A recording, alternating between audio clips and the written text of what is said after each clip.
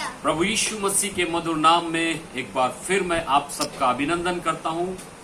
आज शाम के इस बाइबल स्टडी में प्रभु आप सबको बहुत याद से आशीष दे। और मेरे प्यारों, आज की शाम हम प्रार्थना के विषय में सीखेंगे। प्रार्थना हमारा एक बहुत बड़ा हथियार है और किसी परमेश्वर के दास ने कहा है कि प्रार्थना कलीसिया का आभूषण है।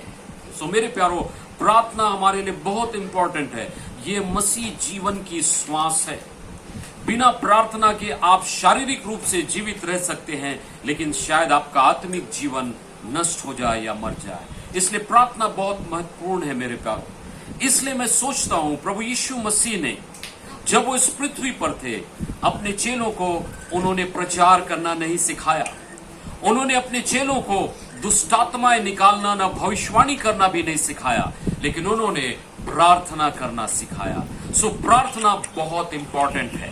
और आज की शाम जो विषय मैं आपके सामने रखना चाहता हूं वो है, हमारी प्रार्थनाएं क्यों नहीं सुनी जाती है। क्यों परमेश्वर हमारी प्रार्थनाओं का जवाब नहीं देता है। और इस विषय को लेकर प्राय बहुत से विश्वासी संघर्ष करते रहते हैं मेरे प्यारों। लेकिन आज की शाम मैं याकूब की पत्री और उसके 4थे अध्याय और उसके 1 से लेकर 3 वचन पर आपका ध्यान लाना चाहूंगा। याकूब 4 उसका 1 से लेकर 3 तक। यहां पर याकूब जवाब दे रहा है कि हमारी प्रार्थनाएं क्यों नहीं सुनी जाती। पढ़िएगा याकूब 4 उसका 1 से 3। तुम में लड़ाइयाँ और झगड़े कहाँ से आ गए? क्या उन सुख विलासों से नहीं जो तुम्हारे अंगों में लड़ते भिड़ते हैं? तुम लालसा रखते हो और तुम्हें मिलता नहीं, इसलिए तुम हत्या करते हो। तुम डाह करते हो और कुछ प्राप्त नहीं कर पाते, तो तुम झगड़ते और लड़ते हो। तुम्हें इसलिए नहीं मिलता कि मांगते नहीं। तुम मांगते हो और पाते नहीं, इसलिए कि बुरी इच्छा से मांगते हो, ताकि अपने भोग विलास में उड़ा दो। हालेलुया। हालेलुया। ध्यान से सुनिएगा मेरे प्यारों। याकूब यहाँ पर बता रहा है कि क्यों हमारी प्रार्थनाओं का जवाब नहीं मिलता है। इससे पहले कि हम याकूब के वचनों पर ध्यान दें, मैं आपका ध्यान लाना चाहूंगा याकूब वास्तव में कौन है। मेरे प्यारों, याकूब पहली शताब्दी के मसीह कलीसिया का सबसे प्रमुख अगुवा या सबसे प्रमुख पास्टर था। मैं आपको बताना चाहूंगा, याकूब के वचन बहुत कड़े हुए करते थे, लेकिन वो प्रैक्टिकल हुआ करते थे। और इसलिए याकूब को नए नियम का आमोस भविष्यवक्ता भी कहा जाता है, क्योंकि आमोस के वचन की तरह इसके वचन भी कड़े होते थे। ये लोगों को साफ शब्दों में प्रैक्टिकल रूप से चेतावनी दिया करता था। याकूब कौन था मेरे प्यारों? यदि सांसारिक रूप से या शारीरिक रूप से देखा जाए तो याकूब प्रभु यीशु मसीह का भाई था, अर्थात यूसुफ और मरियम का एक पुत्र था। याकूब यरूशलेम की कलीसिया का प्रमुख अगुवा था। क्यों मेरे प्यार? क्या इसलिए कि वो यीशु मसीह का भाई था इसलिए उसको अगुवा बना दिया गया था? नहीं नहीं नहीं, ऐसा बिल्कुल भी नहीं है। यदि आप याकूब के जीवन के बारे में इतिहास में देखेंगे तो आप क्या पाएंगे? वो बहुत ही प्रार्थना करने वाला एक संत था। उपवास के साथ घुटने टेक कर वो घंटों प्रार्थना किया करता था। इसलिए उसके वचन बहुत प्रभावशाली थे। इसलिए परमेश्वर ने उसको बहुत बड़ा सम्मान और आदर दिया था और वो यरूशलेम की पहली शताब्दी के कलीसिया का प्रमुख अगुवा था। उसके बारे में बताया जाता है कि घुटने टेक कर वो इतनी लंबी लंबी प्रार्थना किया करता था कि उसके घुटने ऊंट के घुटनों के समान हो गए थे। और इसलिए याकूब को इतिहास में अपोस्टल ऑफ द कैमल नीज कहा गया, अर्थात ऊंट के घुटनों जैसे वाला प्रेरित। सो मेरे प्यारों, ऐसा एक परमेश्वर का दास जो प्रार्थना में डूबा रहता था, जिसका जीवन ही प्रार्थना था, उसके वचनों को ध्यान से सुनना जरूरी है। और उसकी इसी विशेषता के कारण उसको वहां का प्रमुख अगुवा बनाया गया था। मेरे प्यारों, इस जमाने में हम कई प्रकार से आराधना करते हैं, कई प्रकार से हम प्रार्थना करते हैं, लेकिन मैं आपसे कहना चाहूंगा, घुटनों में की गई प्रार्थना आज भी सामर्थी है। हालेलुया। मेरे प्यारों, महारानी एलिजाबेथ कहा करती थी कि मैं दुनिया के किसी सेना से नहीं डरती हूं, लेकिन जब दुबला पतला प्रभु का दास जॉन नॉक्स अपने घुटने पर आता है तो मेरा सिंहासन डगमगाने लगता है। हालेलुया। मेरे प्यारों, वो कहती है कि प्रभु का दास जब अपने घुटने में आता है, मेरा सिंहासन हिलने लगता है। मेरे प्यारों, घुटनों में की गई प्रार्थना आज भी सामर्थी है। ध्यान से सुनिएगा, एक परमेश्वर के दास कह रहे थे कि we have learn so much of art of living, हमने बहुत ज्यादा सीख लिया है कि दुनिया में कैसे जीना है, that we have forgotten the art of kneeling, कि हमने घुटनों के टेकने की कला को भुला दिया है। मेरे प्यारों, आज हम याकूब से सीखने पाए, यदि हम घुटनों में आकर प्रार्थना करते हैं, परमेश्वर उन प्रार्थनाओं का जवाब देता है। मैंने शायद आपको पहले बताया होगा, पहली शताब्दी में भारत में लोग जब चर्च में आराधना करने जाते थे, वो चर्च में घुसते ही दरी में घुटने के बल गिर जाते थे और आराधना करते थे। और अन्य जातियों को समझ में नहीं आता था कि ये कैसी आराधना है जिसमें जाकर लोग घुटनों में गिर जाते हैं। इसलिए उस समय के अन्य जाति के लोगों ने चर्च को गिरजाघर कहा गया, ऐसा घर जहां आराधना में लोग जाकर गिर जाते हैं। मेरे प्यारों, मैं आपसे क्या कहना चाह रहा हूं, याकूब से आज हम सीखने पाए, यदि हम घुटनों में जीने की कला, घुटनों में प्रार्थना करने की कला सीखेंगे, आपका और मेरा जीवन सामर्थी होगा। हालेलुया। इसलिए मेरे प्यारों, हम याकूब के वचनों को आज ध्यान से सुनेंगे और सीखेंगे। इससे पहले कि हम इन बातों को देखें कि क्यों परमेश्वर हमारी प्रार्थनाओं का जवाब नहीं देता है, हम बाइबल में देखने पाएंगे। यदि हम यूहन्ना 15:7 पढ़ेंगे तो वहां पर यीशु मसीह ने वायदा किया है। पढ़िए यूहन्ना 15 और उसका 7वां वचन। यदि तुम मुझ में बने रहो और मेरा वचन तुम में बना रहे, तो जो चाहो मांगो और वह तुम्हारे लिए हो जाएगा। हालेलुया। यदि तुम मेरे वचन में बने रहो और तुम मुझ में बने रहो, तो जो चाहो मांगो तुम्हारे लिए हो जाएगा। कितना बड़ा वायदा है प्रभु का आपके और मेरे लिए। और यदि आप मत्ती 7 उसका 7 और 8 को पढ़ेंगे, आप सबको मालूम है, मांगो तो तुम्हें दिया जाएगा। हालेलुया। ऐसे बाइबल में मैं आपको ढेर सारे वायदे दिखा सकता हूँ कि प्रभु कहता है मांगो और मैं तुम्हें दूंगा। लेकिन प्रश्न आज ये है कि क्यों हमारी प्रार्थनाएं सुनी नहीं जाती हैं। परमेश्वर सही है, उसके वायदे सही है, लेकिन क्यों हमारी प्रार्थनाएं सुनी नहीं जाती हैं।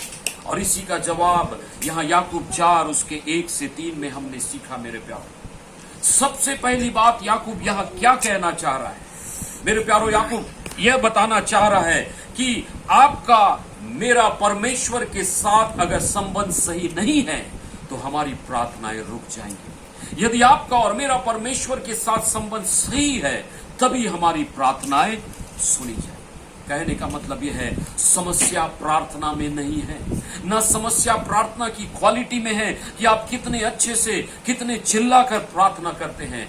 समस्या आप में और मुझ में, लोगों में है मेरे प्यारों। क्योंकि यहाँ पर यदि आप याकूब 5 उसका 17 और 18 देखेंगे तो वहां याकूब एक सटीक उदाहरण दे रहा है, एक बहुत अच्छा उदाहरण दे रहा है। 5 का 17 और 18 को पढ़िए। याकूब 5, 17 और 18। एलिया भी तो हमारे समान सुख दुख भोगी मनुष्य एलिया था। भी हमारे समान सुख दुख भोगी मनुष्य था। वो स्वर्ग से उतरा हुआ नहीं था, ना ही वो एलियन था, ना ही कोई विशेष व्यक्ति था, आपकी और मेरी तरह था। आगे पढ़िए। और उसने गिड़गिड़ा कर प्रार्थना की कि मेह ना बरसे। उसने गिड़गिड़ा कर प्रार्थना की कि मेह ना बरसे, बारिश ना हो। और 3.5 वर्ष तक भूमि पर मेह नहीं बरसा। 3.5 साल तक मेह नहीं बरसा, पानी नहीं गिरा, क्योंकि एलिया ने प्रार्थना की थी। आगे। फिर उसने प्रार्थना की तो आकाश से वर्षा हुई और भूमि फलवंत हुई। हालेलुया। जब उसने प्रार्थना की तो बारिश रुक गई, उसने प्रार्थना की तो बारिश हुई। क्यों मेरे प्यारों? क्योंकि एलिया का संबंध परमेश्वर के साथ बहुत मजबूत था। आज लोग ये प्रश्न करते हैं कि एलिया का परमेश्वर कहाँ है। मैं आपसे कहना चाहूंगा, एलिया का परमेश्वर है, था और रहेगा। लेकिन प्रश्न आज ये करना है कि एलिया के जैसे लोग आज कहाँ हैं? कहाँ है वो समर्पित परमेश्वर के लोग जो प्रार्थना में एलिया के समान प्रभु से एक मजबूत संबंध रखते हैं? मेरे प्यारों, हम दुआ करते हैं, हमें पहली शताब्दी की सामर्थ चाहिए, लेकिन सवाल ये पूछना है, पहली शताब्दी का सा समर्पण कहाँ है, जहां लोग अपने संपत्तियों को बेचकर प्रेरितों के बीच में लाकर डाल देते थे, उनके कदमों पर डाल देते थे, जिनके बारे में लिखा है वो एक मन और एक चित्त होते थे। ऐसा समर्पण कहाँ है मेरे प्यारों? याद रखिए, आपका और मेरा संबंध ही हमारी प्रार्थनाओं को सफल बनाता है। मेरे प्यारो, इसलिए याकूब 5 उसके 16 में याकूब घोषणा करता है, धर्मी जन की प्रार्थना के प्रभाव से सब कुछ हो सकता है। हालेलुया। कोई लिमिटेशन नहीं, कोई सीमा नहीं, परमेश्वर सब कुछ कर सकता है यदि आप धर्मी जन बनते हैं, यदि आप प्रभु के साथ एक मजबूत संबंध बनाते हैं। ध्यान दीजिएगा, पिछले हफ्ते हमने सीखा था, यीशु मसीह ने कहा, खुश इसलिए ना हो कि आत्मा तुम्हारे वश में है, खुश इसलिए हो क्योंकि तुम्हारे नाम जीवन की किताब में लिखे हैं। आपका और मेरा संबंध हमारी प्रार्थनाओं को सफल बनाता है। हालेलुया। हालेलुया। आइए हम जल्दी से दूसरी बात सीखेंगे मेरे प्यारो, हमारी प्रार्थनाएं क्यों नहीं सुनी जाती है। ध्यान दीजिए, यदि हमारे जीवन में पापमय विचार हैं, यदि हमारे जीवन में बुरे विचार हैं जिनको हम पाल कर रखते हैं, जिनके बारे में हम सोचते रहते हैं मेरे प्यारो, वो हमारी प्रार्थनाओं को रोक देते हैं, हमारे आत्मिक जीवन को चोक कर देते हैं। इसलिए याकूब यहां हम क्या पढ़ते हैं, कहता है, तुम्हारे बीच में लालसा कहां से आ गई, तुम्हारे बीच में शारीरिक अभिलाषाएं कहां से आ गई। और वो कहता है, हे व्यभिचारियों, वो परमेश्वर के लोगों को उल्लंघना देता है मेरे प्यारो, क्योंकि जब हमारे मनों में हम गलत विचारों को, पापमय और सांसारिक अभिलाषाओं को बनाए रखेंगे, याद रखिए आपकी और मेरी प्रार्थनाएं नहीं सुनी जाएंगी। जब हम व्यर्थ कल्पनाओं को अपने अंदर, अपने दिमाग में बसाए रखेंगे, प्रभु हमारी प्रार्थना नहीं सुनेगा। पढ़िएगा भजन संहिता उसका 66 के 18 में दाऊद राजा किस बात को कहता है। भजन संहिता की किताब उसका 66 का 18, यदि मैं मन में अनर्थ की बात सोचता तो प्रभु मेरी ना सुनता। हालेलुया। यदि मैं मन में अनर्थ बातें, बुरी बातें, पापमय बातें सोचता, उनको अपने दिमाग में बसाए रखता, तो प्रभु मेरी प्रार्थना नहीं सुनता। बुरे विचार मेरे प्यारों, जाने अनजाने में कई बार हम उसको अपने जीवन में एंटरटेन करते हैं और वो हमारे लिए हानिकारक होता है। मेरे प्यारों, परमेश्वर ने हमको अपने विचारों के ऊपर अधिकार दिया है। मुझे एक घटना याद आ रही है, मैं आपको बताना चाहूंगा।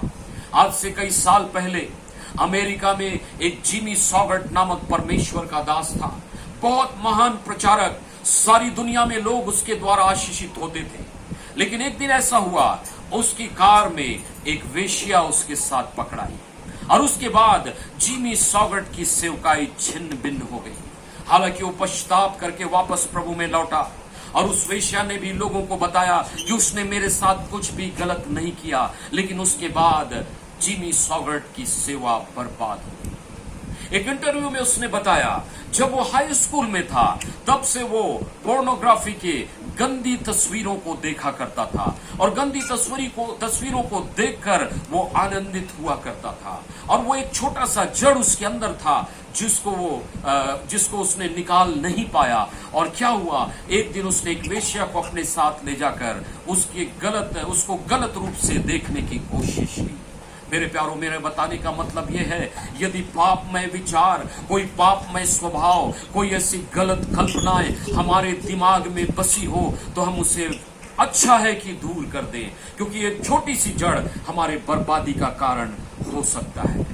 याद रखिए, जब हम प्रभु से नया जन्म पाते हैं, प्रभु का वचन कहता है हम नई सृष्टि हैं। रोमियो 12 उसके 1 और 2 में पौलुस इस बात को कहता है कि तुम्हारे बुद्धि के नए होने से तुम्हारा चाल चलन भी बदलता जाए। हमारा सोच विचार बदलना चाहिए मेरे प्यारों, तभी हम नई सृष्टि हैं। पुरानी बातों को उखाड़ फेंकना है, पुरानी कल्पनाएं, पुराने विचार जब तक जाएंगे नहीं मेरे प्यारों, आप नई सृष्टि नहीं बन सकते हैं। याद रखिए, बहुत से मसीह विचारों के क्षेत्र में हार जाते हैं। मैं प्राय ऐसा कहता हूं, आपकी परीक्षा शैतान तब नहीं लेता जब आप प्रार्थना कर रहे हैं। शैतान तब भी आपकी परीक्षा नहीं लेता जब आप इस तरह से चर्च में या आराधना में होते हैं। शैतान आपकी परीक्षा तब लेता है जब आप एकांत में अकेले होते हैं, जब आपको कोई नहीं देखता है। उस समय आप कैसे विचारों को अपने अंदर रखते हैं। मेरे प्यारों, हम बुरे विचारों से दूर रहें, है ना। सवाल आप कर सकते हैं कि विचारों को हम कैसे रोकें। किसी ने परमेश्वर के दास बिली ग्राहम से कहा, मेरे मन में बुरे विचार आते हैं, मैं क्या करूं। बिली ग्राहम ने एक बहुत अच्छा जवाब दिया। उन्होंने कहा या आपके दिमाग में आने वाले विचारों को आप कभी नहीं रोक सकते। ये वैसे ही है जैसे हमारे सिर के ऊपर से चिड़िया उड़ती हैं, उनको हम रोक नहीं सकते। लेकिन उन्होंने कहा उस चिड़िया को मेरे सिर में मैं घोंसले बनाने से रोक सकता हूं। विचार आएंगे मेरे प्यारों, लेकिन तुरंत उसका सामना करना है, उसको एंटरटेन नहीं करना है, उन बातों को अपने दिमाग में बसाकर नहीं रखना है, क्योंकि वचन बताता है हर अभिलाषा गर्भवती होकर पाप को जन्म देती है। बुरी बातों की चाहत आपके अंदर, एक बुरी चाहत, बुरी अभिलाषा पाप को जन्म देती है। आप विचारों को नहीं रोक सकते, लेकिन उनको घोंसला बनाने से रोक सकते हैं। याद रखिए मेरे प्यारों, ये बुरे विचार हानिकारक हैं, ये आपके आत्मिक जीवन को सुखा देंगे। हालेलुया। मेरे प्यारों, पढ़िएगा याकूब 4 और 8। यहाँ पर याकूब आह्वान कर रहा है परमेश्वर के लोगों को, एक बहुत अच्छी बात कह रहा है। सुनिए याकूब 4 का 8। परमेश्वर के निकट आओ तो वह भी तुम्हारे निकट आएगा। परमेश्वर के निकट आओ तो वह भी तुम्हारे निकट आएगा। अगर आप बुरे विचारों से संघर्ष कर रहे हैं, यदि आप उसके ऊपर विजय नहीं पा रहे हैं, मेरे प्यारों, याकूब कहता है परमेश्वर के निकट आओ। यदि आप मूल भाषा की बाइबल, ग्रीक बाइबल में इसे पढ़ेंगे तो याकूब कह रहा है कि आप प्रभु के लिए एक छोटा सा कदम बढ़ाइए और प्रभु एक जाइंट स्टेप, एक बड़ा कदम बढ़ाकर आकर आपकी सहायता करेगा। यस, आगे। हे पापियों अपने हाथ शुद्ध करो। हे पापियों अपने हाथ शुद्ध करो। ध्यान दीजिए याकूब किनसे ये कह रहा है? अविश्वासियों से नहीं, वो विश्वासियों से कह रहा है।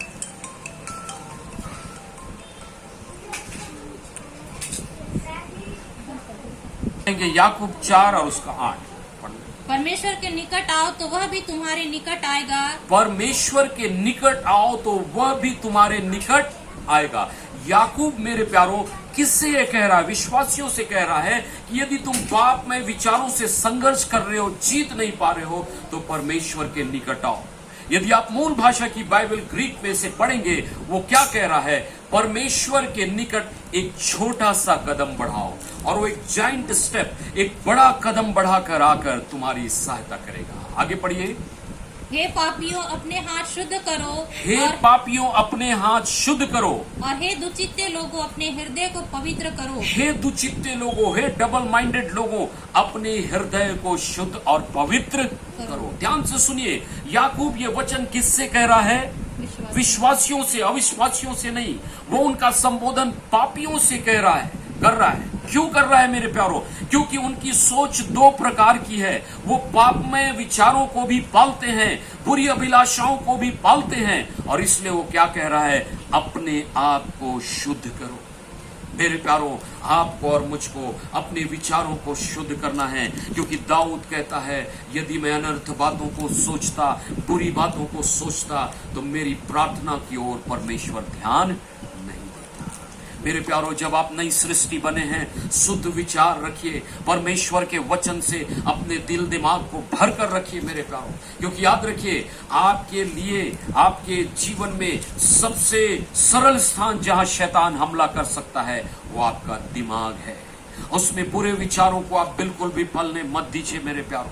हालेलुया। यदि आपके शुद्ध विचार होंगे, यदि आप प्रभु के निकट आएंगे, वो आपको शुद्ध करेगा मेरे प्यारों।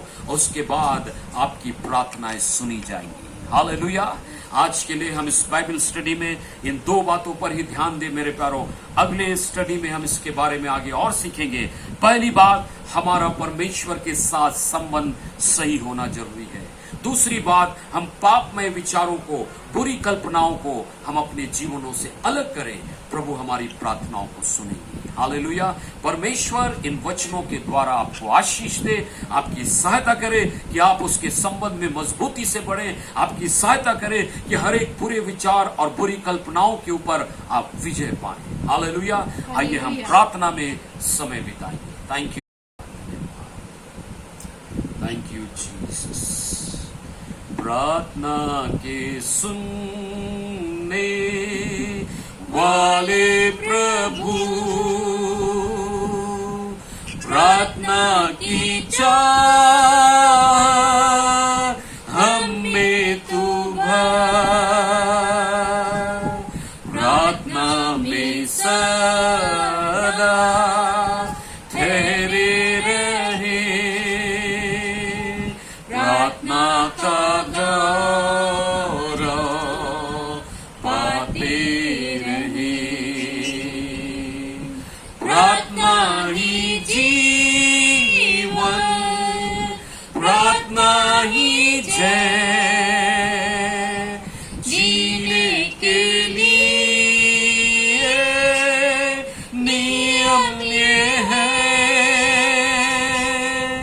प्रार्थना ही जीवन, प्रार्थना ही जय, जीने के लिए नियम ये है। हालेलुया। प्रभु जी, हम धन्यवाद के साथ आपके पास आते हैं, धन्यवाद देते हैं आपके पवित्र और सामर्थी वचन के लिए पिता। आपके पवित्र संत याकूब के जीवन से हमने सीखा पिता कि घुटनों की प्रार्थना में आज भी सामर्थ है पिता परमेश्वर। हमारी सहायता कीजिए कि हम घुटनों में आकर आपसे प्रार्थना में ज्यादा समय बिताएं पिता। आज हमने सीखा प्रभु कि क्यों हमारी प्रार्थनाएं सुनी नहीं जाती। प्रभु, हमने एलिया के जीवन से सीखा, उसका संबंध आपके साथ ऐसा मजबूत था कि उसने प्रार्थना की और मेघ नहीं बरसा, उसने प्रार्थना की और मेघ बरसने लगा।